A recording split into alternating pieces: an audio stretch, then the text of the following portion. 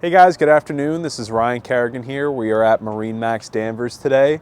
We're going to be checking out a 2026 Boston Whaler 130 Super Sport that we just had arrive from the factory. Couple things on this boat. You do have a couple different hull configuration options for the gel coat color.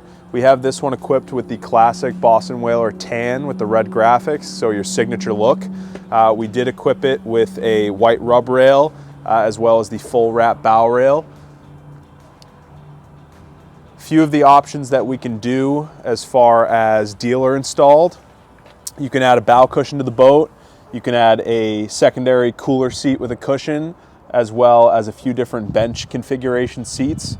A couple different options for there. You can do just plain cushions. You can do fold down backrest cushions or some nice big bulky captain's chairs. So a couple different options you can do here at the dealership that we'll order and install for you. Bimini top, of course, for the 13 Sport, as well as a 40 horsepower Mercury outboard. You can equip it with a 25 if you were on a lake or region that has a limit for horsepower usage. You can order it with a 25 as well.